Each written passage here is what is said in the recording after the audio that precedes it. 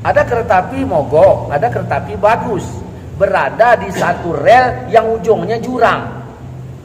Angka celakanya itu lebih celaka yang mana? Yang bagus. Yang bagus. Iya, Beginilah posisi Wahabi. Dia nampaknya bagus syariatnya, tetapi di i'tikad yang keliru. Maka ketika dia sudah nyeleneh di i'tikad, Allah tunjukkan nyeleneh dari sisi yang lain.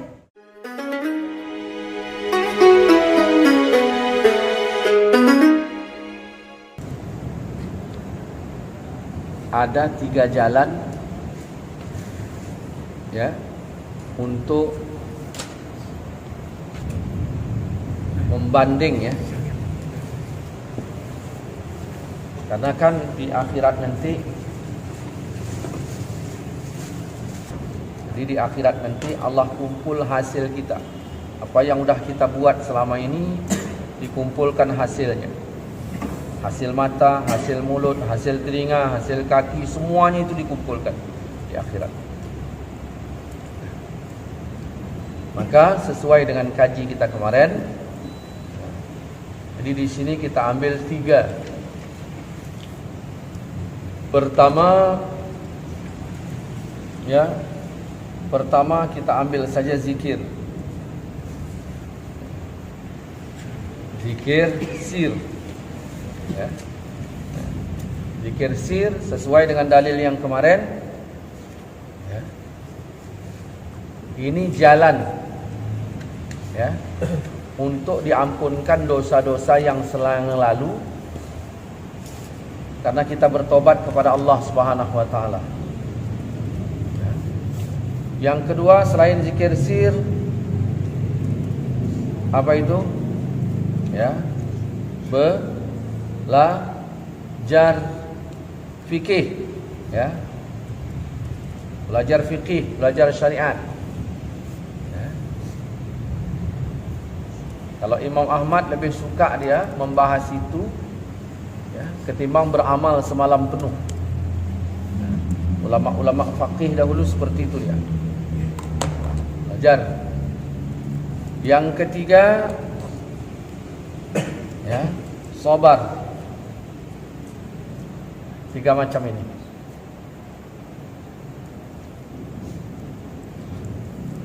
Karena dosa-dosa kita yang kemarin kita kerjakan itu udah numpuk semua. Tumpukan itu udah kaku itu. Digosok udah payah itu. Jadi caranya bagaimana? Caranya meleburnya udah gak bisa dilebur itu. Gak bisa dilebur. Gak bisa dilebur. Saya mau bikin rumah. Ini sekarang mau ngelantai. Ada batu besar yang nggak bisa dipindah. Ya. Direbur supaya rata tanah juga nggak bisa. Maka caranya dia harus ditimbun. Jadi supaya rata. Nah, inilah ini bentuk ya alat timbun-timbunnya ini. Alat nimbunnya inilah ini dia. Ya. Inilah dia alat nimbunnya. Kemudian ini semua zikir dan belajar fikih dan sabar, 3 macam ini dia ya, baru dia berguna apabila dia di dalam i'tikad yang benar. Jadi 3 macam ini ya, tidak berfungsi dia kalau di dalam i'tikad yang salah. Maka oleh sebab itu ma'rifat ya, jalan satu-satunya. Ini dia. Ada orang sabar tapi tidak benar i'tikadnya, sabarnya itu enggak berguna. Ada orang belajar fikih, bagus solatnya tapi enggak benar i'tikadnya, enggak berguna. Kenapa? Karena awal pertama kali itu adalah mengenal Allah. Maka dari sini kita bahas kemarin ya. Dari sini kita bahas yang lalu, bukan yang lalu, artinya sudah lewat lalu. Nah, ketika orang mengiktikadkan Ar-Rahman 'alal 'arsy istawa, ya, Tuhan yang Maha Pemurah di atas arasy istawa. Nah, ayatnya ini dipercayai, diyakini memang itu ayat Allah, wajib hukumnya. Tapi ketika dia mengambil kesimpulan bahwa sesungguhnya Allah itu beradanya di atas arasy, beradanya, nggak usah duduknya, beradanya aja, beradanya di atas arasy, ya. Nah, ini sudah i'tikad yang keliru, ya. Ini i'tikad yang keliru. Ini suratnya surat Thaha ayat 5, ya. Ini i'tikad yang keliru. Nah, pertanyaannya, bagaimana 3 masalah yang kita bahas tadi? Apakah duduk dia di atas i'tikad yang keliru? Enggak bisa. Makanya ma'rifat ini penting.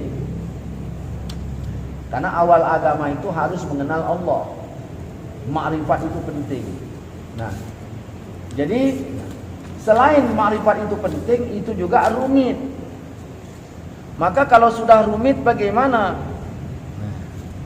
Kita tidak bisa kalau tanpa ada ulama yang cerdas-cerdas membimbing kita. Kenapa? Inilah ini.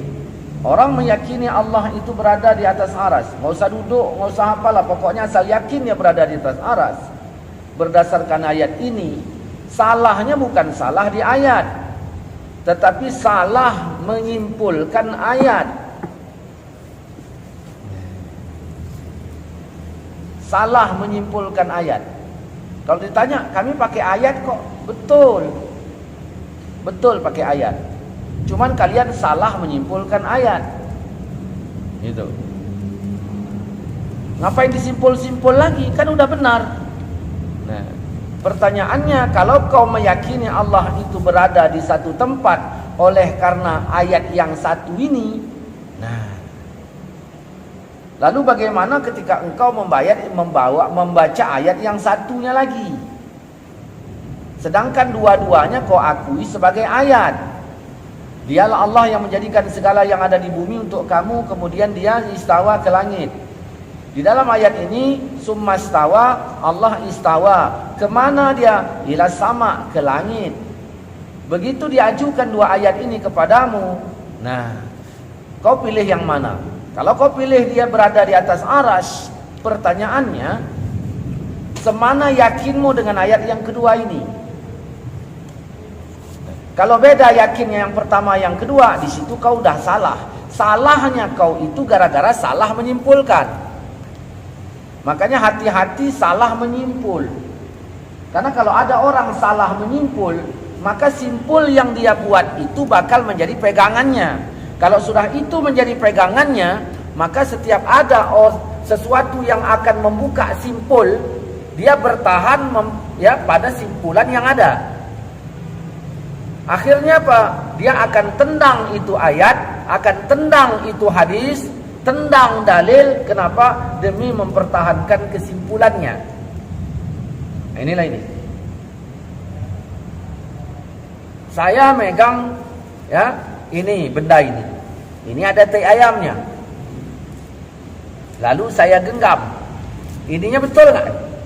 Betul. Betul. Ya, ada tai ayamnya apa nggak? Ada. Dah. Ya. Salahnya salah memegang ini, apa salahnya karena ada tai ayam? Salah memegang. Hah? Nggak salah tai ayam. Salahnya karena ada tai ayamnya. Dah. Karena saya tidak melihat itu ada tai ayam karena mata saya buta, satu.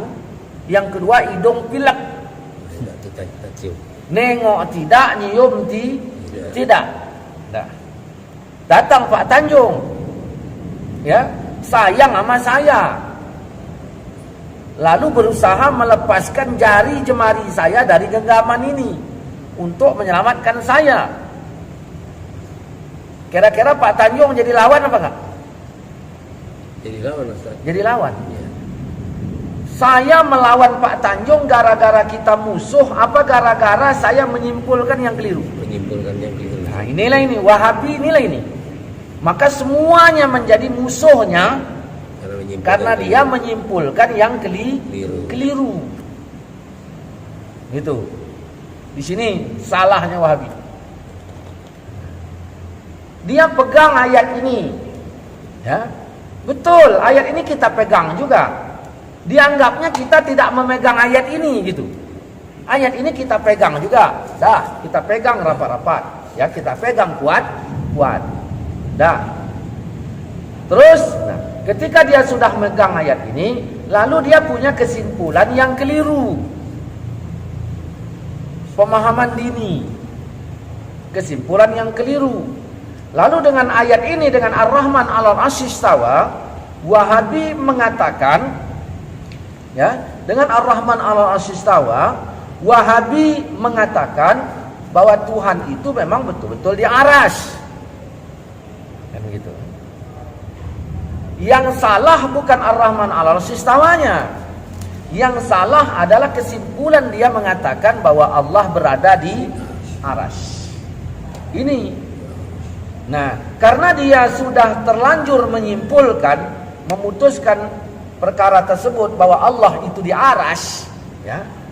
Nah, kita mengetahui, mencium baunya karena hidung kita nggak pilek, nggak sumbat, mata kita melingoknya. Di mana Wahabi sedang buta dan hidungnya sumbat. Lalu ingin kita lepas pegangannya terhadap sesuatu yang mudah disimpulkannya tadi. Nah, maka kita akan menjadi musuhnya. Dari mana? Bukan dari ayat, tetapi dari kekeliruan dia dalam menyimpulkan satu masalah. Nah, kalau memang betul Allah itu di atas arsy, mana buktinya? Dipakainya ayat ini. Dah. Baru kita tanya, nah, apa alasanmu memakai ayat itu? Ya karena ini keterangan dari Allah. Siapa lagi yang kita percaya kalau bukan Allah? Betul jawaban itu. Nah, kalau begitu kita tanya, Baqarah 29 ini ayat apa bukan? Ayat. Wajib kita terima apa tidak? Wajib kita terima. Kemudian di sini Allah mengatakan summastawa, kemudian Allah istawa ila sama, ke langit. Nah, wajahnya mendengar penjelasan ayat ini, ya, menunjukkan tidak setuju. Tidak setuju kalau kita punya kesimpulan lain berdasarkan ayat yang lain. Tidak setuju. Padahal kita bukan menyimpulkan. Artinya ingin memberikan pengertian kepada mereka. Logika mereka itu ditutup pada kesimpulan tersebut adalah keliru. Itu. Jadi kalau sudah keliru i'tikadnya bagaimana? Zikirnya, syariatnya, semuanya akan ikut pada keliru. Jadi kalau ujungnya keliru, ya keliru. Ustaz, aku nggak tahu aku rel ini. Rel ini ujungnya kemana? Ya. Alah, pokoknya kalau rel pokoknya udah bagus. Yang penting kita siapkan kereta kita ini. Oke lah kalau begitu. Nah, rel ini rel yang keliru. Ujungnya ke jurang. Ada dua kereta api. Nah, yang satu kereta api mogok, yang satu kereta api bagus. Angka lebih celakanya yang mana itu?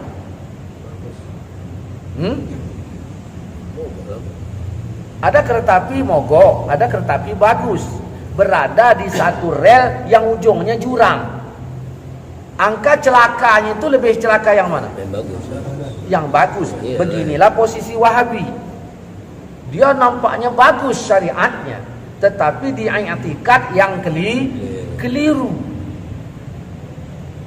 Maka ketika dia sudah nyeleneh di i'tikad, Allah tunjukkan nyeleneh dari sisi yang lain. Allah tunjukkan nyeleneh dari sisi yang lain.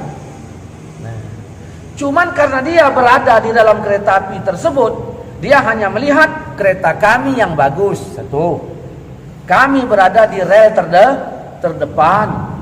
Dua, gitu. Kemudian dia tidak mau melihat, mendengar kabar bahwa sesungguhnya ujung rel itu kemana. Ya, nah di sini kelirunya Wahabi. Nah, makanya ketika kita lihat nyelenehnya mereka, apa kata mereka? Mereka selalu menuding orang lain sesat. Maka isyarat terbalik dari bahasa dia, berarti dialah aliran yang benar. Dah. Dia menuduh orang lain bid'ah, khurafat, syirik dan sebagainya. Berarti dialah aliran yang suci. Beliau mereka Wahabi tidak mau menggabungkan kita dalam sikap kita bersama mereka. Saya ulangi, Wahabi tidak mau menggabungkan kita dengan sikap kita di dalam kelompok mereka nggak mau. Andaikan mereka punya masjid tersendiri di sana, mereka buat sendiri, lalu kita gabung misalnya di sini, numpang kita sholat subuh, kita kunut, mereka nggak suka karena mereka memang betul-betul mengeluarkan. Kalau alasan mereka kami masih bermazhab mengikuti Imam Ahmad bin Hambal, itu juga banyak omong kosongnya. Kenapa? Imam Ahmad bin Hambal yang menghafal 1.000.000 hadis memberikan kesimpulan, apa kata Imam Ahmad bin Hambal? Aku lebih suka hadis dhaif ketimbang pendapat orang. Sedangkan Wahabi yang katanya ngikut Imam Ahmad bin Hambal bertolak belakang dengan bahasa Imam Ahmad bin Hambal. Hadis dhaif itu berapa banyak dipalsukannya? Palsu. Kan begitu. Imam Ahmad bilang apa? Aku lebih suka hadis dhaif ketimbang pendapat orang. Kalau pendapat orang masih pribadi. Kalau hadis dhaif masalah riwayat, masalah sanad. Artinya dia keluar juga dari mazhab. Mereka mengatakan inilah aliran yang sebenarnya. Bahkan kalau kita sudah ngaji ke mereka, mereka akan doktrin kita jangan ngaji yang bukan sunnah. Maksudnya jangan ngaji ke tempat lain kecuali harus ke tempat mereka. Karena mereka inilah menggiring kita ke surga. Begitu kita lihat surat Waqiah, di situ dapat penjelasan. Li ashabil yamin, kami ciptakan golongan kanan. Yang mana yang kanan itu? Sullatun minal awalin wa sullatun minal akhirin. Golongan kanan itu mayoritas awal, mayoritas akhir. Artinya Allah menunjukkan golongan ini cirinya mayoritas. Sedangkan Wahabi anti dengan mayoritas. Bagaimana mungkin kita mengakui dia golongan kanan sedangkan dia anti mayoritas? Begitu. Disinilah kita bilang jurangnya. Cuman jangan tengok kereta apinya. Bagus. Mesinnya bagus. Enggak bersuara lagi. Kereta api kita bersuara kan? Kalau habis sholat zikirnya jahar enggak? Jahar, bersuara kereta api kita. Kalau Wahabi sir dia. Enggak bersuara, mulus mesinnya. Begitulah kita anggap, Walaupun itu juga mereka salah dalam menyimpulkan. Tetap benar. Larinya kencang, tetapi berada pada posisi rel yang salah tujuannya. Nah, di mana salahnya? Salahnya bukan dari ayat yang mereka baca, bukan dari ayat yang mereka yakini, tetapi dari menyimpulkan sesuatu dari pemahamannya yang salah terhadap ayat yang selalu mereka baca. Nah, kalau kita katakan Allah di atas arsy berdasarkan ayat yang ini, bagaimana berdasarkan ayat yang satu lagi mengatakan di langit? Bagaimana ayat yang satu lagi Allah berada di langit dan di bumi? Nah, bagaimana seorang wanita yang ditanya Nabi di mana Allah, maka dia menjawab di langit. Aku siapa? Engkau Rasulullah. Maka kata Nabi, merdekakan dia karena dia adalah wanita mukmin. Nabi mengesahkan dalam hadis ini, Nabi mengesahkan wanita tersebut beriktikad Allah di langit. Sedangkan Wahabi mengatakan Allah di arsy. Nah, maka kerancuan demi kerancuan, Nah, karena kesimpulan yang mereka ambil ini tadi salah, akhirnya apa? Nah, mereka keluarkan kesimpulan yang keliru lagi itu. Karena kalau udah keliru awal, keliru lagi. Kita nggak boleh debat. Ya, gitulah itu. Keliru lagi. Kita nggak boleh debat. Kita nggak boleh debat. Makanya kalau ingin melihat jejak Wahabi ini di mana-mana dapat. Dia udah salah mijak tai kucing tadi. Udah salah. Ini salah pertamanya mijak tai kucing. Kemudian dia berjalan. Maka di serata sudut terdapat jejaknya karena ada tai kucing itu. Begitu. Di kunut dia nampak jejaknya. Di wirid dia nampak. Artinya ada terus jejaknya itu. Di mana-mana nampak terus jejaknya. dan berusaha dia membuat jejaknya. Makin berjalan dia ke setiap daerah, makin nampak jejaknya. Kemana aja di wilayah masuk, makin nampak jejaknya. Nah itu ini Wahabi. Nah, kita kalau ada orang enggak kunut, enggak masalah. Enggak masalah kita. Kunut mau kunut enggak, udah. Enggak masalah. Nah, dan dia tidak berada pada posisi kunut enggak kunut. Lalu bagaimana keyakinan mereka? Kunut bid'ah, enggak kunut sunnah. Itu masalahnya. Maka jejaknya itu ada. Hanya orang-orang yang buta sama pilek lah itu, yang enggak ngerti. Ini bukan maksudnya buta mata ya. Ini perbandingan. Jangan ini nanti ketika diunggah, ini tengok ustaznya orang buta, bukan begitu maksudnya. Kalau begitu nanti maksudnya bagaimana dengan ayat faman kana hazil a'ma, siapa yang di dunia ini buta, nanti di akhirat pun dibangkitkan buta, dia sesat jalannya. Lalu kita tuntut ayat itu, enggak begitu maksudnya. Ya. Ini kita lihat lagi. Sesungguhnya orang mukmin apabila dia berada di dalam salat, itu berhadapan dan berbisik-bisik dengan Tuhannya. Berbisik-bisik dengan Tuhannya. Ini menunjukkan apa? Apakah kita katakan tadi di aras? Kita lihat lagi. Jika seorang dari kamu solat, maka jangan meludah di hadapannya, karena Allah berada di hadapannya selama ia sedang solat. Adakah bumi ini sunyi dari solat? Nggak ada. Bumi nggak pernah sunyi dari orang solat. Banyak lagi kalau mau kita preteli ayat satu persatu. Ma yakunu min najwa salasatin illa huwa rabi'uhum wala khamsatin illa huwa sadisuhum wala adna min zalika wala aksara illa huwa ma'ahum aina ma kanu summa yunabbi'uhum bima amilu yaumal qiyamah innallaha bikulli syai'in alim. Tidak ada pembicaraan rahasia di antara 3 orang melainkan dia yang keempat, dan tidak ada pembicaraan 5 orang melainkan dia yang keenam. Tidak ada pula pembicaraan antara jumlah yang kurang dari itu atau lebih banyak, melainkan dia berada di bersama mereka dimanapun mereka berada. Kemudian dia akan memberitahukan kepada mereka pada hari kiamat apa yang telah mereka kerjakan. Macam mana ni Pak Tanjung? Dari kata kemudian ini,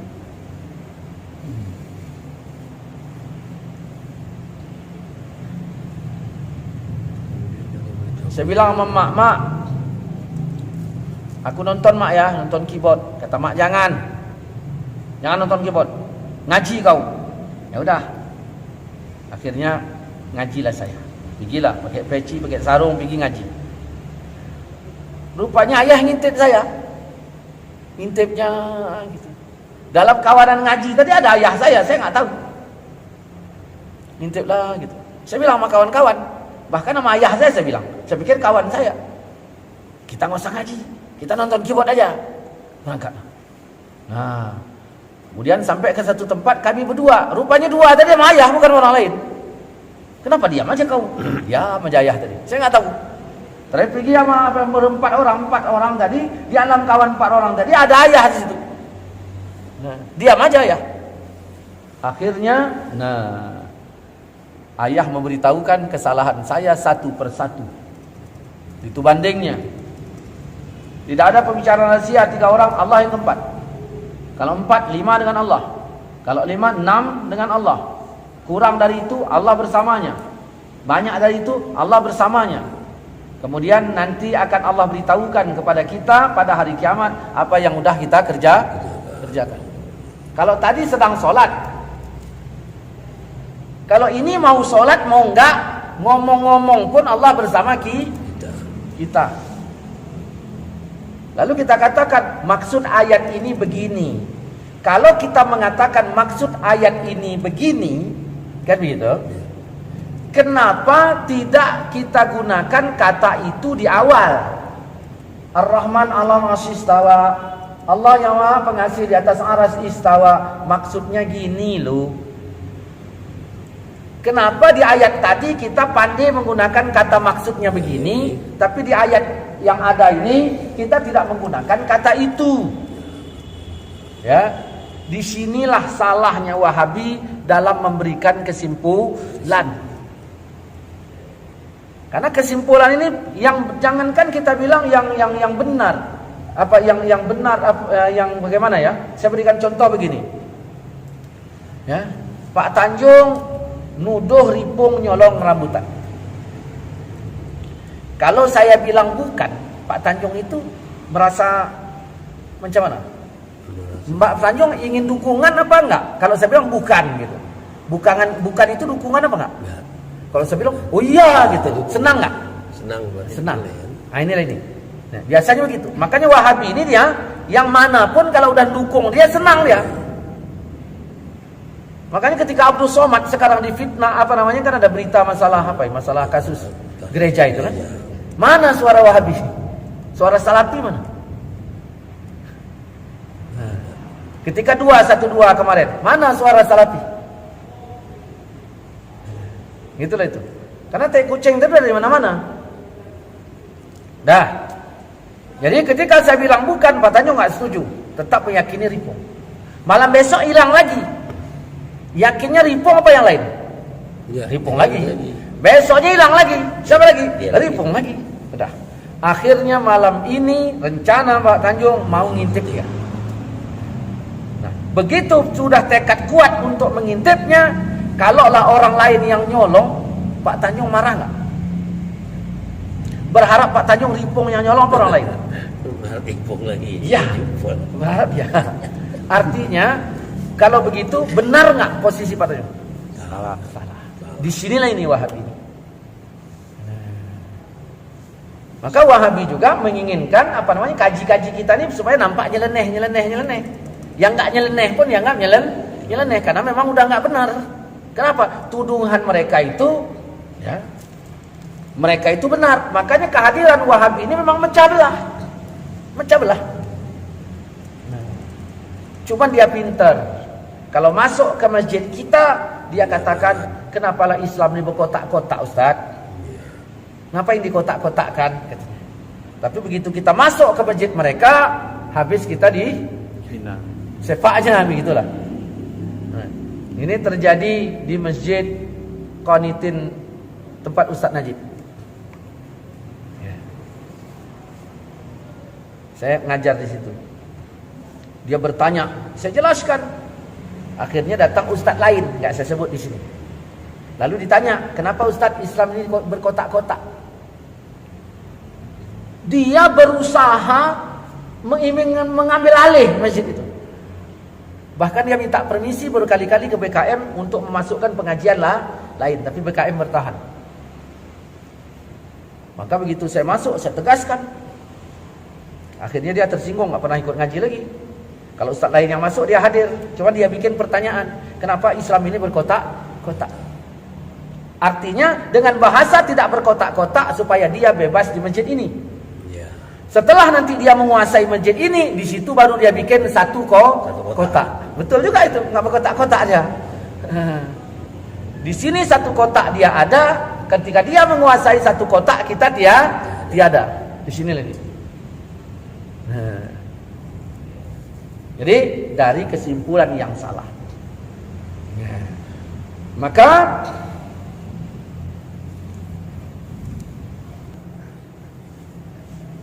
jadi ini kesalahan, ya, kesalahan mereka banyak mau kita bahas. Ya, kalau kita bahas. Cuman bukan itu yang mau kita ambil di sini. Bahwa sesungguhnya zikir sir kita, belajar fikih kita, sabarnya kita itu berada di dalam i'tikad yang benar. Nah, maka apa itu? Kita harus betul-betul ma'rifat kepada Allah. Apa itu ma'rifat? Kaji kita kemarin al-jazmul mutabiqu an dalilin, jazam, ya, yakin. Nah, mutabik benar serta ada dalil. Maka kita ulas di sini. Benar tetapi tidak yakin. Bagaimana? Ustaz, aku benar tapi enggak yakin. Yang demikian tidak disebut jazam. Syaratnya berapa? 3. Jazam, ya, benar, yakin. Benar tapi tak yakin. Bagaimana? Berarti tidak jazam. Kalau tidak jazam berarti tidak bermakrifat. Selanjutnya jika tidak bermakrifat berarti dia jahil. Seperti seorang mengatakan Tuhan itu ada namun tak yakin. Tuhan memang ada tapi aku kurang yakin. Itu masuk dalam Ya. golongan kafir. Dengan demikian tidak termasuk ke dalam apa? Dengan demikian dia termasuk ke dalam golongan kafir. Nah, bagaimana ibadahnya?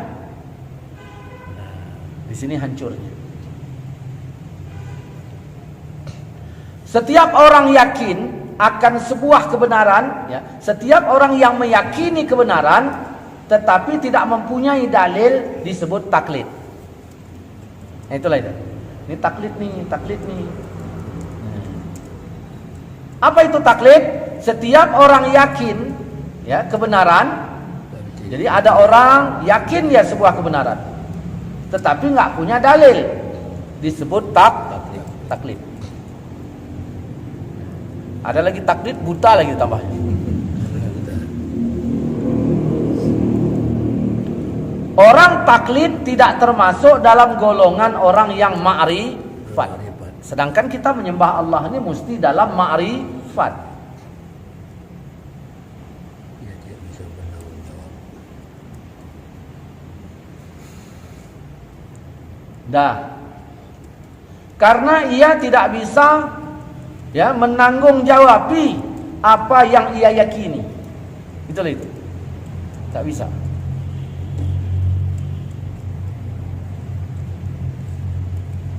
Ikut-ikutan dalam menetapkan adanya Allah tidak dibenarkan sama sekali dalam tauhid. Wallahu a'lam. Tadi kan yakin.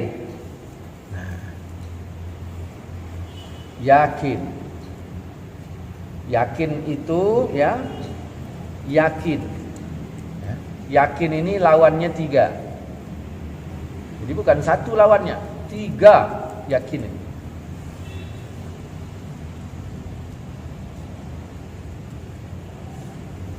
Yakin lawannya 3.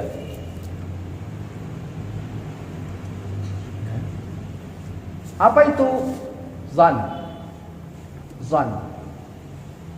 Ya, yaitu keyakinan 75%.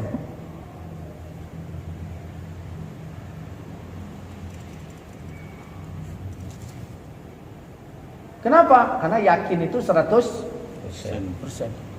Yakin kok, yakin. Berapa persen? 2000%. Itu udah bubar itu. Itu sama kayak orang niup balon ya kan, tiup, buar meledak itu. Ya. Yang kedua syak. Nah, 50%. Kalau bahasa kita syak ini ragu. Yang ketiga waham. 25%.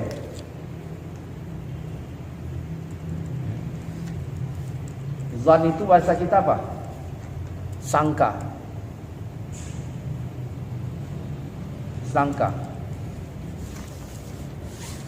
Kalau waham apa ya? Ada bahasa kita. 25%. Kayaknya. Kayaknya.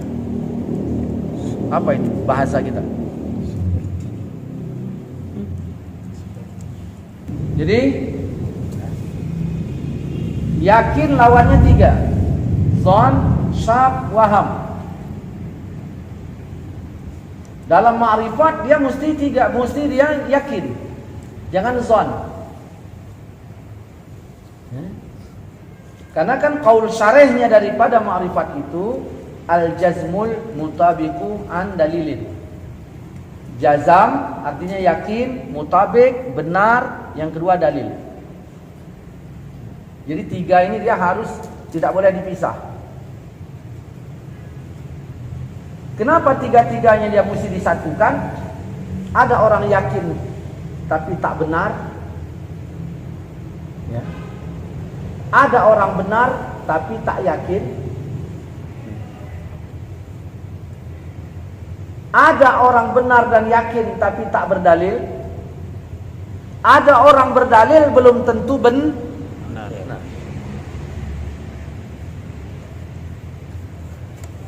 Itulah itu.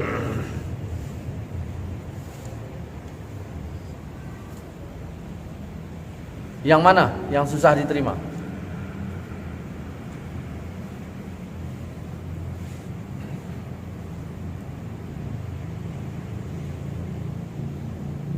Yang mana yang susah diterima?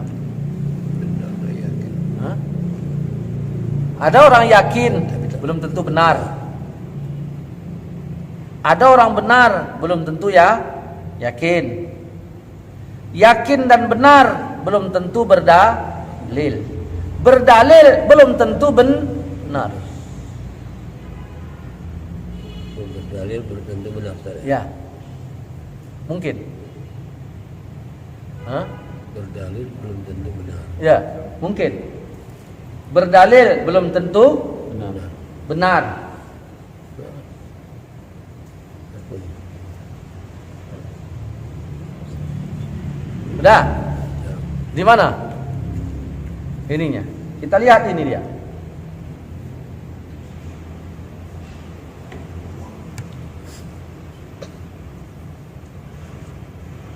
Ar-Rahman 'alal 'arsy istawa. Ar-Rahman, Tuhan yang Maha Pemurah, di atas arsy istawa. Saya tanya Wahabi, bagaimana itikadmu? Ya Allah di atas arsy. Dalil enggak ini? Dalil. Dalil. Sebaik-baik dalil apa enggak? Iyalah Quran. Quran yang paling utama. Dah. Ini dalil. Dari dalil kan berarti ada kesimpulan. Ya, Ustaz. Nah, aku tanya kesimpulanmu, aku enggak nanya dalil lagi. Jadi dari dalil ini kesimpulanmu apa? Allah berada di arsy. Dalil kan? Yakin enggak dia dengan dalil ini? Yakin. Yakin benar apa enggak dia? Yakin benar. Dalil ada, yakin ada, benar ada. Kita tanya, berdalil belum tentu benar. Jadi dengan alasan ini, kau katakan, kau simpulkan dari seluruh kesimpulan, kau simpulkan satu-satunya kesimpulanmu bahwa Allah di arsy. Dia jawab, iya, karena ada dalil. Nah, apa alasanmu memegang teguh Ar-Rahman 'alal 'arsy istawa? Alasannya apa? Karena itu Quran. Ya. Bagaimana keimananmu terhadap Quran? Wajib ku imani, ku percayai sesungguhnya. Betul itu? Betul. Quran yang mana? Asal itu Quran, Wajib. Ya. ku yakini. Aku wajib meyakini apa kata Quran. Kalau begitu coba kau baca ayat yang kedua. Ya. Ayat yang ini. Kemudian dia istawa ila sama, ke langit. Andaikan ayat yang di atas nggak ada, yang di atas nggak ada, yang ada cuma ayat ini, di mana kesimpulanmu Tuhan? Langit. Di langit. Di langit. Di langit. Ya. Kalau ayat atas nggak ada tadi, Iya, di langit. Di langit. di langit. Nah, kalau ada dua-duanya, gimana kau nyimpulkannya?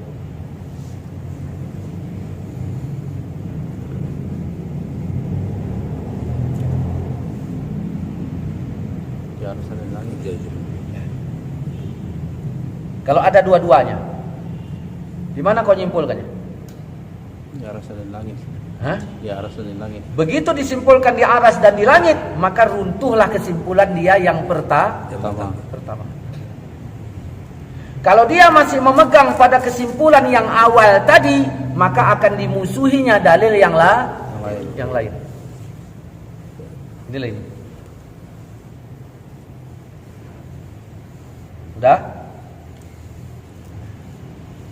Jadi, nah, kalau begitu Tuhan di arsy dan di langit. Dah. Bagaimana dengan ayat yang ini? Wa bisa mewati wa bil ardi. Dianya Allah fis samawati, di beberapa langit dan di bumi.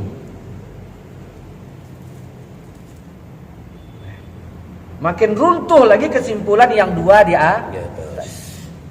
Akhirnya di sini dia membuat kesimpulan lain. Kenapa dibuat kesimpulan lain? Karena disimpul yang pertama tadi salah. Makanya saya bilang kalau dah awalnya salah mijak tai kucing, Lalu dia kemana pergi pun bekasnya salah. Makanya Wahabi kalau kita tengok bekasnya dimanapun banyak.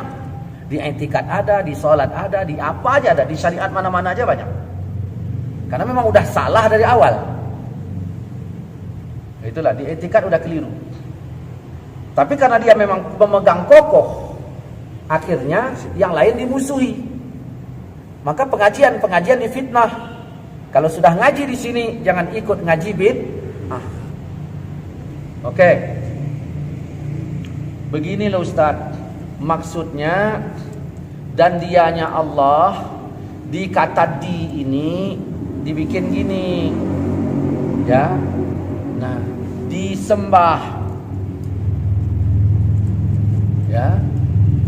Baru di beberapa langit dan bumi. Itu maksudnya. Kalau kau berani mengeluarkan kata maksud di dalil yang ketiga, kenapa tak berani mengeluarkan kata maksud di dalil yang pertama? Kenapa dipaksa orang untuk memegang, menelan mentah-mentah di sini, begitu yang lain kau keluarkan cairan otakmu untuk membuat contoh. ya, mengambil kesimpulan.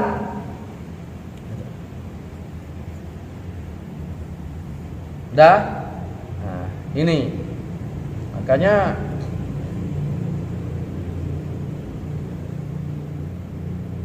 maka dia langit dengan aras beda. Langit ada 7. Baru nanti ada samudra.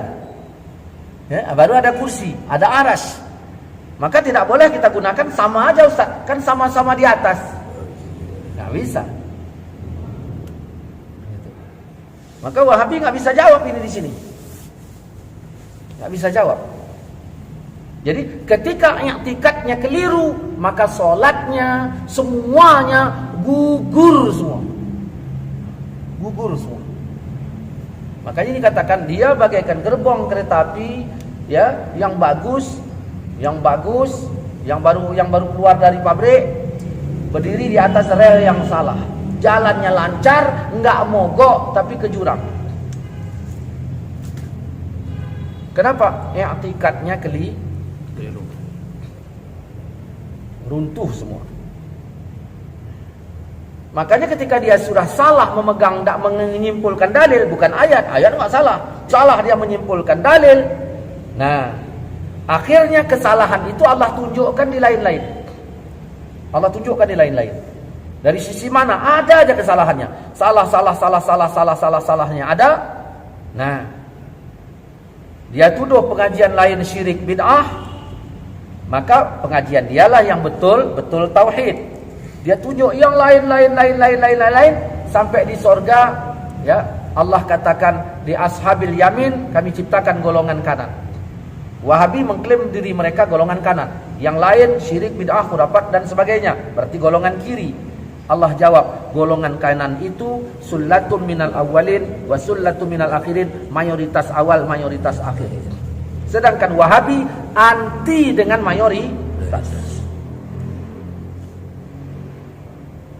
Anti. Mana itu mayoritas? 4 mazhab. Hanafi, Maliki, Syafi'i, Ahmad bin Hambali. Di mana Wahabi berdiri? Di Hanafi? Enggak. Di Maliki? Enggak. Di Syafi'i? Wah, habis di hujatnya. Di Ahmad bin Hambal di mana? Dia puji Imam Ahmad bin Hambal menghafal 1 juta hadis. Bagus, saya puji. Orang memang itu ulama kita Ahlussunnah wal Jamaah. Apa kesimpulan Imam Ahmad bin Hambal? Dari menghafal 1 juta hadis itu, dia memberikan kesimpulan, aku lebih suka hadis dhaif ketimbang pendapat orang. Lalu Wahabi yang katanya mengikut Imam Ahmad bin Hambal, ya, hadis dhaif palsu. Sini dia kacau.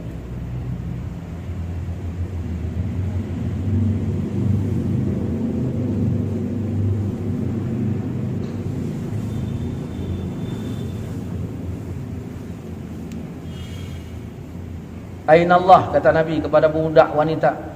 Dijawab budak itu, fis sama, di langit. Aku siapa? Kau Rasulullah. Di mana Allah tadi? Bila kata Nabi, merdekakan dia karena dia udah mukmin. Merdekakan, dia udah mukminah.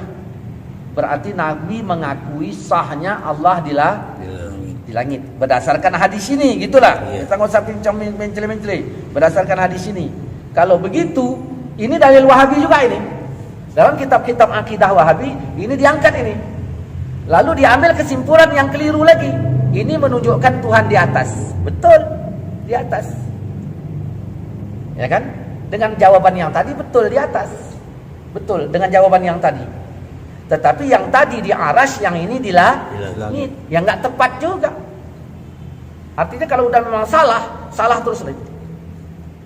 Ya. Maka lunturlah semuanya. Ini kita lihat lagi nih. Jika seorang kamu sholat, maka jangan kau meludah di hadapannya, karena Allah berada di depannya. Ya, selama dia masih sholat. Kapan bumi ini sunyi dari orang sholat? Maka kita tanya, kita laga hadis dengan hadis, ayat dengan ayat. Kalau tadi kau katakan kesimpulanmu bahwa Allah itu berada di arasy, pertanyaannya kapan Allah itu di arasy? Sedangkan bukti-bukti lain di sini. Saya tanya sama Wak Udin, Wak, nah Pak Lurah di mana? Oh, Pak Lurah di Deli Serdang. Deli Serdang. Di Serdangnya mana? Serdangnya Pakam. Saya tanya Wak Udin, Pak Lurah di mana? Tadi Tanjung Sari sama aku. Pak Leman, Tanjung Sari sama aku. Tanjung Sari sama aku. Ada 10 orang mengatakan sama aku. Macam mana ini? Ini. Oh, begini maksudnya. Kalau di hadis ini kau gunakan kata maksud, kenapa kau hilangkan kata maksud di awal? Di sini salahnya. Makanya bertabrakan terus. Akhirnya baru pakai maksud. Keliru lagi. Wahabi ini Ustaz, itu kan cetakan dari Mekah Madinah. Ya. Maksudnya apa yang landasanmu? Sedangkan Allah menghilangkan kata itu. Ati Allah wa ati Rasul ulil amri. Allah Rasul ulil amri. Nggak ada disebut ikuti Mekah, ikuti Madinah. Nggak ada. Malah kalau kau sibuk kali ikut Mekah, sehingga kau tidak berkunut semayang di negerimu gara-gara ikut Mekah, kenapa kau tarawih 11 rakaat di negerimu padahal di Mekah 2-3? Itulah. Kalau memang udah salah terus itu. Di mana-mana keluar terus salahnya. Salah. Gimana? Nah. Ma yakunu min najwa salasatin illa huwa rabi'uhum wala khamsatin illa huwa sadisuhum wala adna min zalika wala aksara illa huwa ma'ahum aina ma kanu summa yunabbi'uhum bima amilu yaumal qiyamah innallaha bikulli syai'in alim. Ini kan semua bukti. Tidak ada pembicaraan rahasia di antara 3 orang melainkan Allah yang keempat. Kalau 4, 5 dengan Allah. Kalau 5, 6 dengan Allah. Banyak atau kurang semuanya Allah bersama mereka. Tapi buktinya begini Ustaz, Allah di atas. Nabi Muhammad itu dulu waktu Isra Mi'raj kemana? Ke atas. Ini menunjukkan Tuhan di atas. Oke, kita pakai kata atas. Dalam hadis yang kita baca, ada berapa atas tadi? Di arasy, di langit, di beberapa langit dan bumi. Dah, yang ini dulu. Kau masukkan paham ke otakku nih. Kenapa? Ustaz jangan ngakal-ngakali. Allah mengatakan Allah menimpakan azabnya bagi orang yang tidak menggunakan akalnya. Itu jelas surah Yunus ayat 100. Maka jangan kau buang-buang kata otak. Tolong dalil ini kau jelaskan, masukkan ke otakku, karena kau wajib berdakwah beriktikad dengan benar. Macam mana?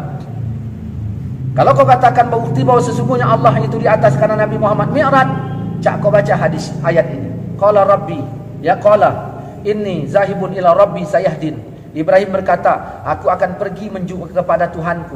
Jadi Nabi pergi kepada Tuhannya, ila Rabbi, kepada Tuhannya. Dalam catatan ayat ini, kemana Ibrahim pergi? Ke Palestina. Ini ayat. Di mana berarti Tuhan? Kalau ini kita ambil di Palestina. Nabi Musa ke Bukit Tur Sina. Ketika Nabi Muhammad dalam gua Sur, Abu Bakar menangis. Apa kata Nabi? La takhaf wa la tahzan innallaha ma'ana. Jangan kau takut, jangan gundah, Allah bersama kita. Dah, kita baca lagi. Fa ainama tuwallu fasamma wajhullah. Maka kemanapun kamu menghadap, di situ wajah Allah. Lalu dengan ayat ini kau katakan Allah di mana mana. Satu mana aja enggak sah, apalagi di mana mana. Allah di mana? Aras, berarti kan satu mana. Allah di mana? Palestina, dua mana. Allah di mana? Gua Sur, tiga mana. Allah di mana? Di langit, tiga mana. Allah di mana? Samping Ka'bah, lima mana.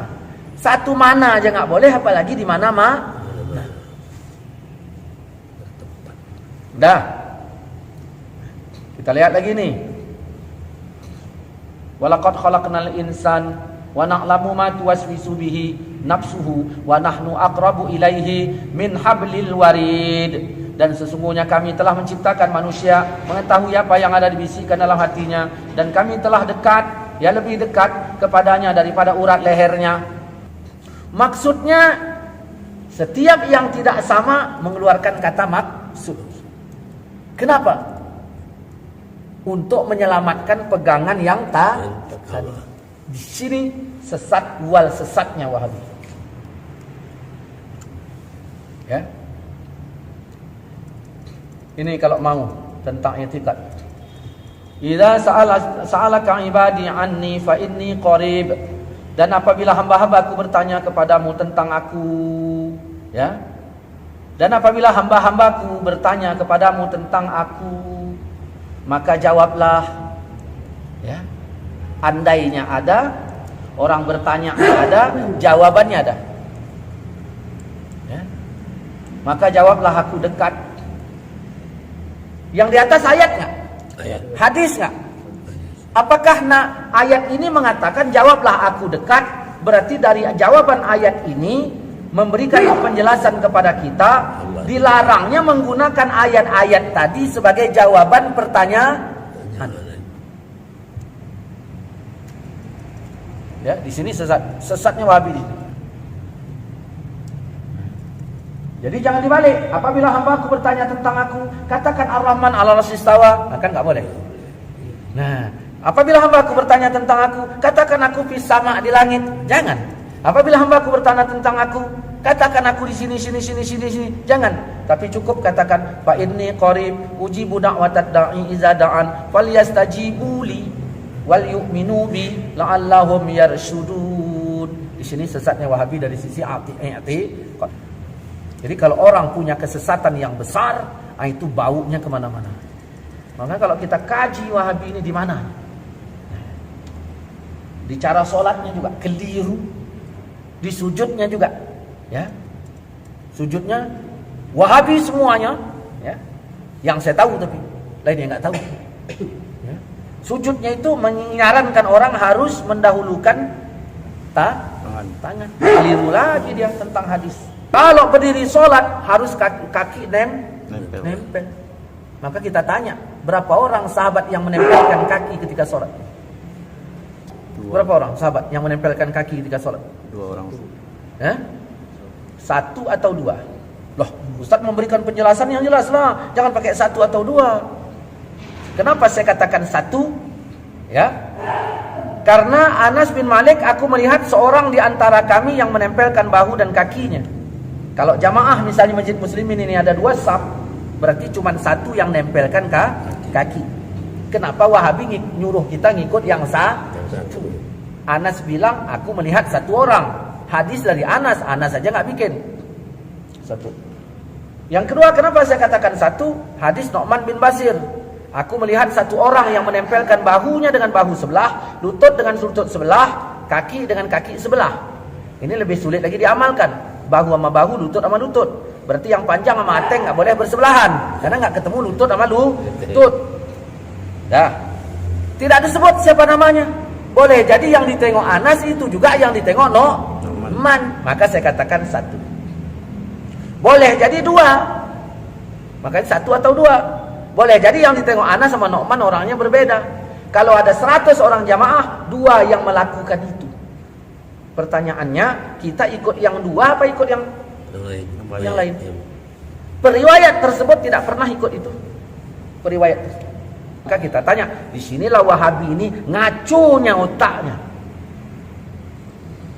Kalau dia berbuat seperti itu, silakan. Tapi kalau dia bilang ini yang sebenarnya, keliru. Tambah lagi tempelkannya kaki ini, gerak-gerak pula itu. Pijak-pijak yang mulai. Nggak usah pijak, ini gerak-geraknya aja dari sini. Dia katakan ini sunnah yang sesungguhnya. Kemudian kita pahami kata tempel. Kalau yang namanya tempel ya tempel, maka dia praktekkan tumit tempel. Di dalam hadis nempel bahu sama nempel kaki. Kalau di kaki tadi tempel maknanya memang nempel, berarti bahu juga harus nempel. Wahabi mempraktekkan bahu nggak nempel, kaki yang nempel. Di situ udah kacau lagi. Sedangkan Wahabi selalu menggunakan hadis kalau sholat harus seperti Rasul.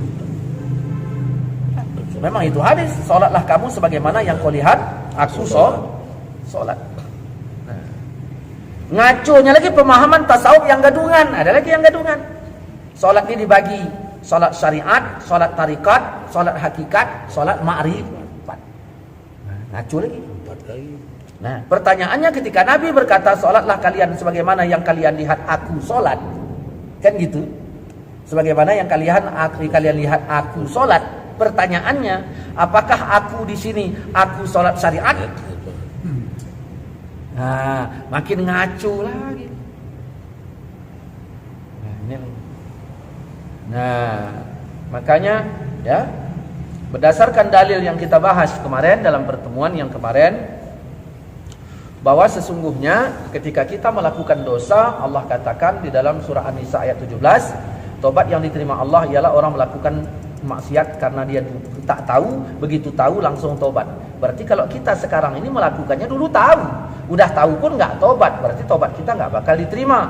Maka begitu kita lihat berdasarkan ayat, maka berdasarkan ayat juga berdasarkan zikir sir itu terampuni. Yang kedua, belajar fikih ya, nilainya lebih baik daripada ibadah yang lain. Maka aku Ustaz nggak boleh ngaji, aku gara-gara baca Yasin. Nggak usah kau baca, ngikut kau belajar fikih. Ya, nah, bahkan perang aja, dalam musim perang itu kan saya tonton itu di Facebook itu di masjid di Papua ya, yang diinukan di masjid. Ya jangan diserang kalau kami ya siap itu kan. Itu semua itu dalam keadaan berkecamuk perang pun Allah tidak izinkan semuanya berperang, harus ada belajar fikih. Begitu. Sekarang terjadi dua, yang perang nggak belajar fikih, yang fikih nggak mau perang. Cocoknya tampar dua-dua ini. Ya. Yang ketiga, sabar. Nilai 3. Zikir sir, belajar fikih, sabar. Berdasarkan kaji kita di yang lalu. Kemarin enggak datang. Jadi, nah inilah dia. Benar, yakin, ya. Benar pertama yakin, benar ada dalil. Benar tak yakin tidak. Ya, yakin tak benar salah. Yakin tak benar ada dalil disebut yakin benar, nah tanpa dalil disebut taklid. Berdalil belum tentu benar.